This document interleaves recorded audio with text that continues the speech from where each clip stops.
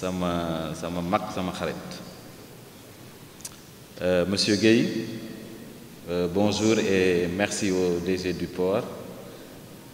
Un salut spécial à l'honorable Hélène Tine, la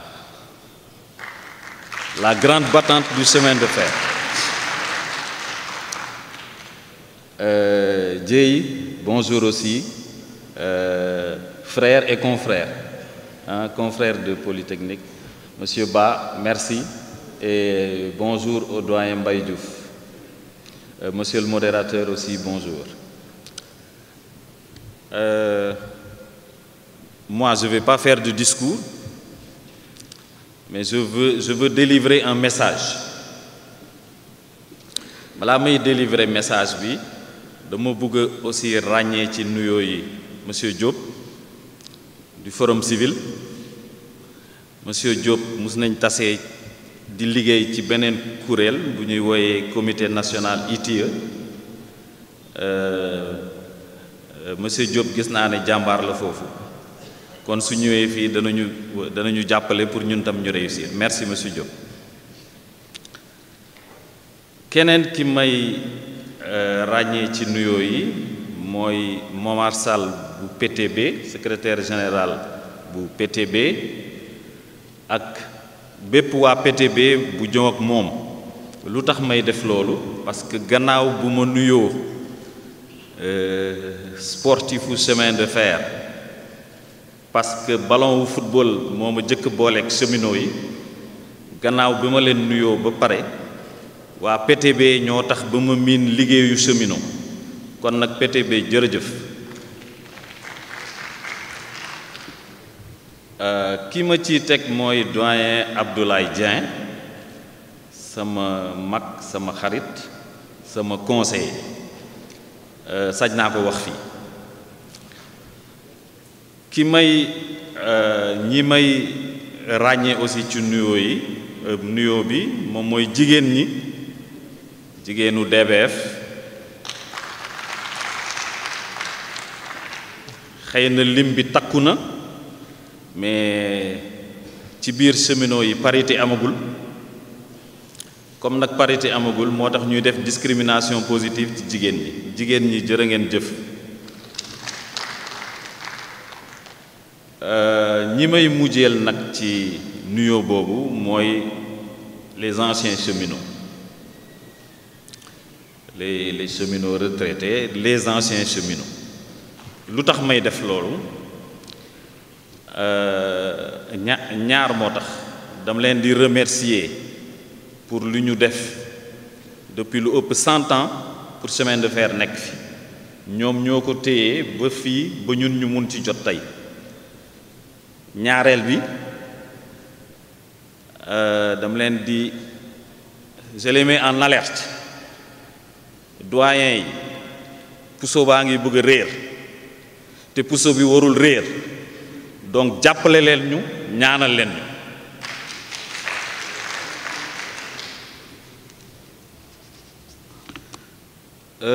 Premier message bu may bëgg a lancer maa ngi koy lancer cheminot yi nekk ci biti te bi may ñëw dugg si ma gis leen ñu sol t-shirt bu def non au forum. Tubaab dinay wax ne le oui n'a de sens que si l'on peut dire non. loolu mooy démocratie, mooy ñenn ñi ne nañu oui ñeneen ñi ne non. mais nag comme nu ko këyit bi waxee nous sommes tous concernés, ñi nekk ci biir ak ñi nekk ci biti. donc ñi nekk ci biti maa ngi leen di ñaan ñu ñëw parce que suñu defaree chemin de fer ñoom dañ ciy bokk. comme nag man maa jabotee ñëpp, ñi nekk ci biti ak ñi nekk ci biir yëpp nañu ñëw ànd. donc ñi nekk ci biti maa ngi leen di ñaan ñu ñëw.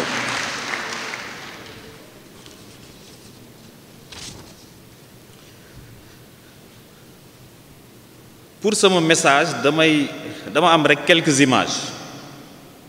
bu jëkk bi mooy depuis de nombreuses années, rawatina depuis le 7 mars 2016, li ñuy gën a sentir ci chemin de fer mooy précarité. le chemin de fer est dans une situation de précarité. Naam nguur gi am na ay efforts yu mu def waaye jugewuñu ci précarité. La meilleure preuve mooy saxaar dawatul jëm Bamako fu mu nekk nii may wax ak yéen depuis mois de mars amul saxaar buy jugee fii di dem Bamako. ma yaakaar ne cheminot bu gisul train buy daw, cheminot bu déggul saxaar bu yuuxu, xolam jeex na, xelam jeexi jaax na. loolu lu metti ci xol la, mais loolu mooy situation bi fi nekk. dinaay dégg sax ñu naan Jo dafa échoué. C'est pas grave. Jo mun na échoué parce que jéem tële aayul. su ma jéemee ba dara doxul nañu seet lan moo tax ba doxul moo gën ñu naan Jo dafa échoué. En tout cas man du gàcce ci man ma dox ci biir Thiès bi ñu naan Jo dafa échoué chemin de fer, parce que loolu du gàcce ci man. Thiès bi dinaa fi doxantu la tête haute ba mu neex ma.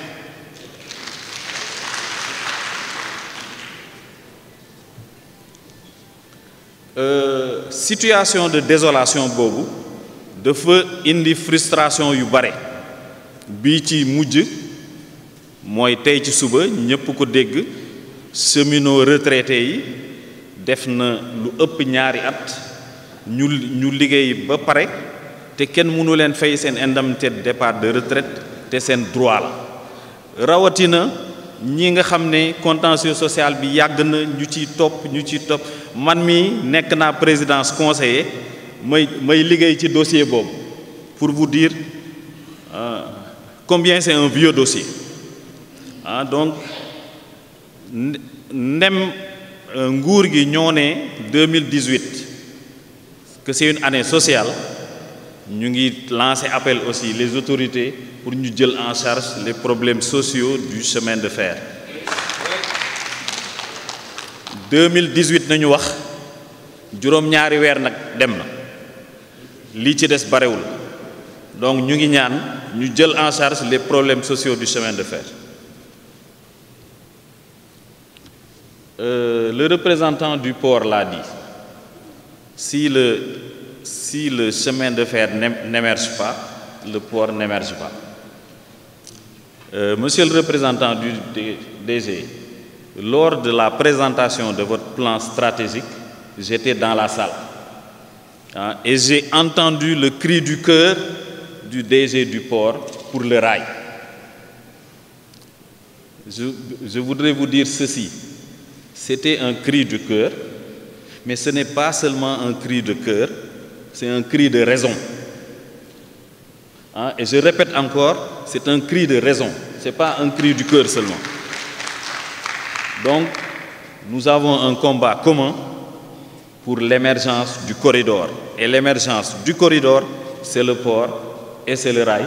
Et c'est encore d'autres moyens de transport, mais principalement le port et le rail.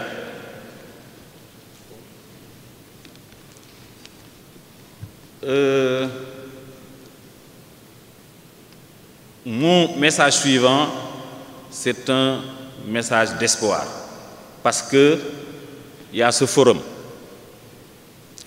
Et je profite de l'occasion pour dire merci aux organisateurs du forum.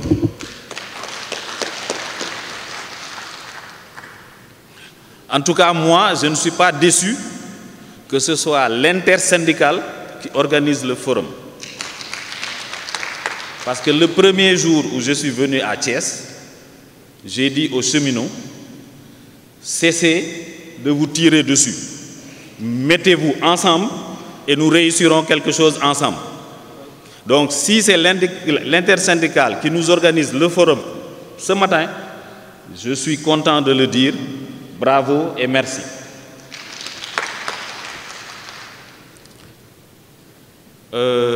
Sous intérêt chemin de fer taxawee ñun dañuy fàtte suñu bopp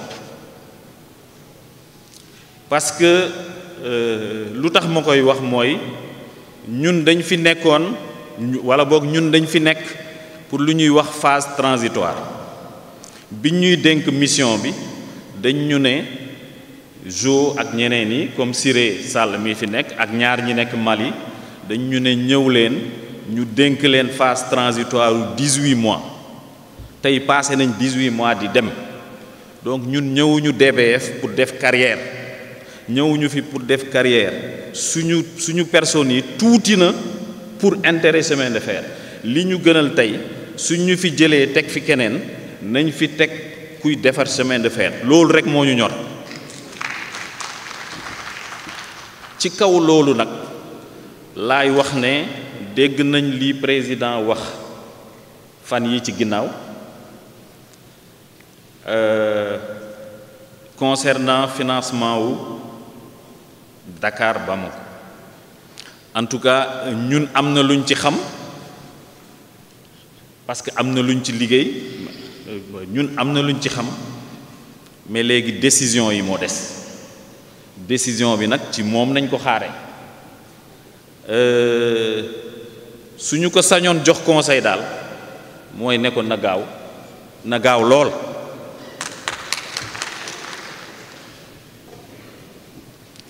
léegi nag li ci des forum moom naam li ñuy tasee fii lu am njëriñ la mais li gën a am njëriñ mooy résultat yi forum bi mun a produire comme nag dañuy soxla résultat yu positif man yor naa sama contribution personnelle dinaa ko jox organisateurs yi pour ñu verser ko ci document wu forum bi fi may jeexalee nag mooy y a un adage xaw ma nag nu ñu koy waxee ci wolof tant qu'il y a de la vie il y a de l'espoir et moi j'ai espoir qu'un jour peut-être ce sera derrière moi mais un jour notre chemin de fer marchera et marchera pour 100 ans encore merci beaucoup. di nuyu ñi nga xam ne ñoo fi taxawal société nationale yi di nuyu invité yi ak waa intersyndical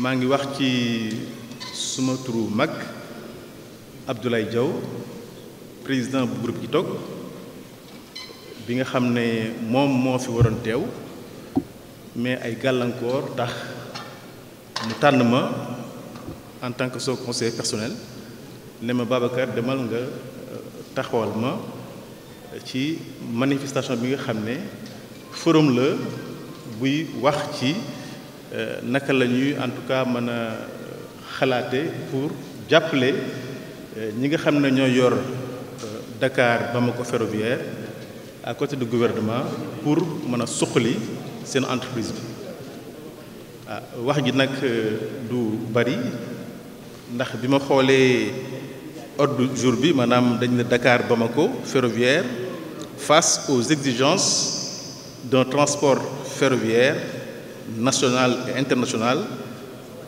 adapté au contexte économique, social et culturel ma jàpp ci ñaari mot mooy exigence ak contexte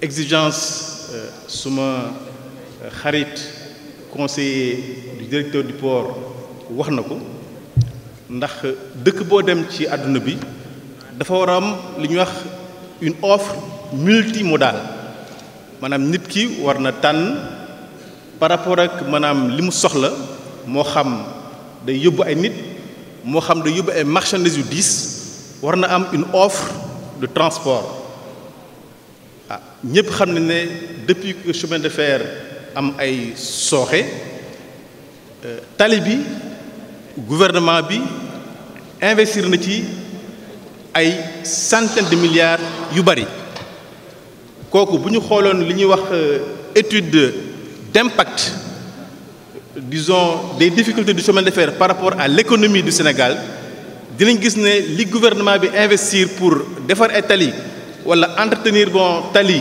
entre Dakar ak Bamako booy xool ne presque defar na ñaari yoon le chemin de fer entre Dakar et Bamako kooku mooy li ñuy wax exigence. Maintenant contexte bi il est vrai qu'un pays qui est en difficulté sur le plan économique n'a pas les ressources qu'il faut pour investir sur un chemin de fer. Parce que quoi qu'on dise, un chemin de fer sur le plan de la rentabilité économique n'est pas rentable. Un chemin de fer a une rentabilité sociale. Un chemin de fer a une rentabilité d'offre. Donc un chemin de fer, c'est une affaire d'État. Le chemin de fer est une affaire d'État. Am nañ nag yaakaar ne yàggul am na quelques semaines président de la République ñëwoon na jaale si suñu yaay keroog président Abdoulaye Diaw am na occasion maanaam joxe yóbbante bi nga xam ne cheminots yu ñu ko yóbbantoon ci borom réew mi ñu bari ñu ngi foon borom réew mi maanaam li mu tontu dal na xel ndax chemin de fer xaalis moo koy suqaliwaat président wax na ñëpp dégg nañu ne kat xaalis bi nga xam ne moom la laajoon pour que chemin de fer suqaliku daanaka lépp mbat na donc am nañu yaakaar ne bala yàgg incha allah mbir mi dina changer. may remercier nag vraiment di encourager suma ancien d'école de polytechnique Joseph Sambou mi nga xam ne xam naa ko parce que nit ki bu ngeen bokkee li ñu naan lël wala ngeen bokk jàng lu mat juróomi at di nga xam kan la Joseph bu fekkoon ne jox nañ ko les moyens qu'il faut kon wax dëgg yàlla mbir mi ni ngeen ko bëggee dina amee waaw mais li ñu jàpp rek mooy que contexte bi moo nekkuloon un contexte favorable pour que nguur gi def li mu war a def mais aujourd'hui ku am xalaat gis maanaam li feeñ ci en termes donc de ressources au Sénégal mu wax ci rek maanaam li feeñ en termes de pétrole au Sénégal donc tax na le contexte bi favorable na pour que le chemin de fer soxaliku ndax xam ngeen xel ne les bailleurs de fonds du ñu jël 1000 milliards di ko investir au Sénégal te basé wuñ ci loo xam ne ëllëg dinañ jot seen xaalis 1000 milliards presque vont bientôt être investis sur donc le TER mais après le TER le président l'a dit keroog